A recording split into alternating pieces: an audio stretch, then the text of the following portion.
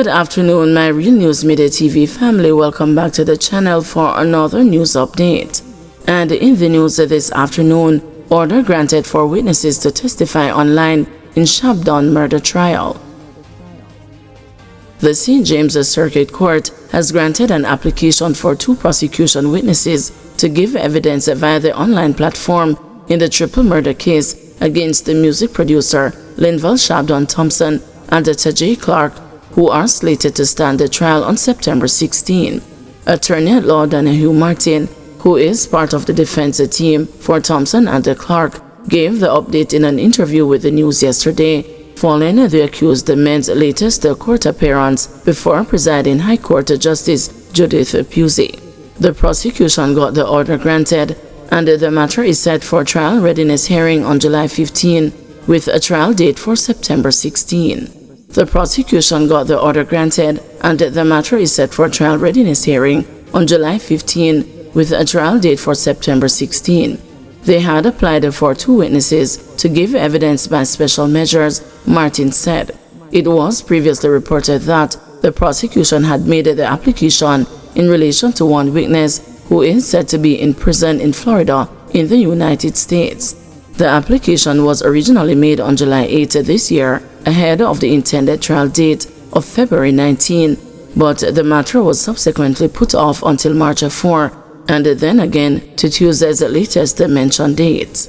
Thompson and Clark, who are now in police custody, are charged in relation to the May 25, 2022 deaths of 24-year-old Shamaria Chippy Calvin, 27-year-old Chadwell Bomb Brain Fraser, and the 26-year-old Tonyan Two-Fly Reed, who were killed in a gun attack at a party in Rose Heights, St. James. According to reports, several persons were attending a birthday party being held along Marl Road in Rose Heights when men alighted from a motor vehicle and opened a fire on the patrons before escaping. Calvin, Fraser, and Reed were subsequently pronounced dead, while 2 other persons were wounded in the incident. Thompson and Clark are represented by attorneys Tom Tavares Finson, Kadeen Coleman, and Martin. The 2 men have been in custody despite the efforts by their lawyers to secure bail for them, including a bail application on April 5, 2024. On that occasion, their lawyers questioned the process by which the men were identified. Tavares Finson argued that Thompson was not in the area and that reports indicated the perpetrators were wearing masks. Coleman, speaking on Clark's behalf, said he needed to do a medical procedure which he could not get while in custody.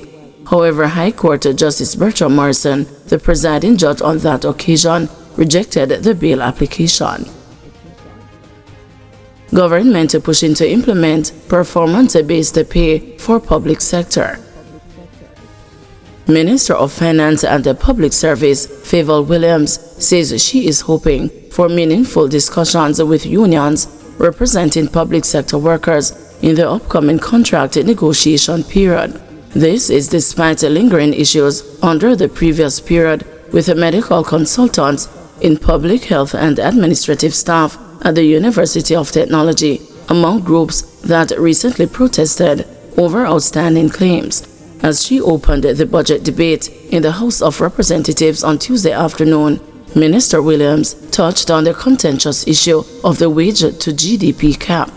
She argued that the fiscal balance rule and the debt to GDP ratio are strong guardrails for managing the country's affairs and will ensure it remains on a sustainable path. Mrs. Williams added that the government will be seeking to implement a pay-for-performance system for public sector employees. It has been proven that containing our spending by the fiscal balance rule and the debt to GDP and maintaining that discipline, then our fiscal affairs will remain on a sustainable path. For the public sector, the focus should now be on pay for performance, efficiency in service delivery, and productivity gains.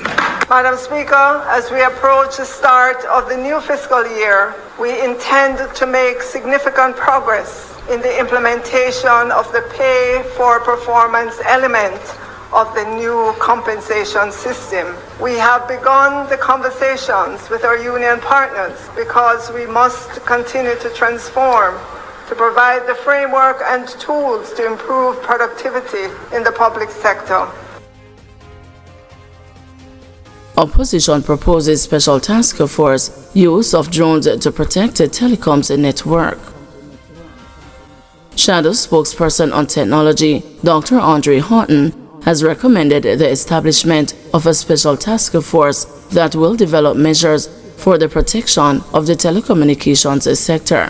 Dr. Horton, emphasizing that the matter is one of national security, says the dedicated team would work with the telecoms providers to implement stronger security measures to prevent vandalism and improve emergency response times for infrastructure repairs. The call comes in response to the recent deliberate destruction of critical network infrastructure, which caused a widespread outage on Digicel and the Flow's network, leaving many businesses and households without connectivity. Dr. Horton suggested the use of drone technology to protect the telecoms infrastructure while at the same time creating employment.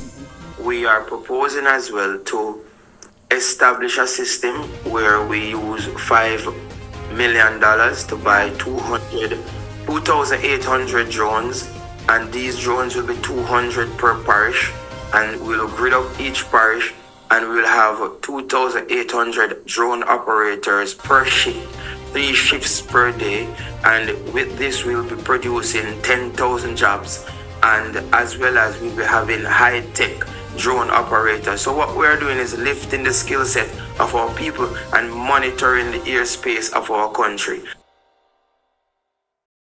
Sangso Airport warns the public of lost and found scam. The Sangso International Airport is alerting the public of Facebook pages pretending to be the official lost and found service for the airport. In a media release on Tuesday, the airport's management said these pages are not affiliated with the SIA or MBJ Airports Limited in any way. The public is strongly advised not to interact with these pages as they may be attempting to collect personal information or solicit funds, the management said.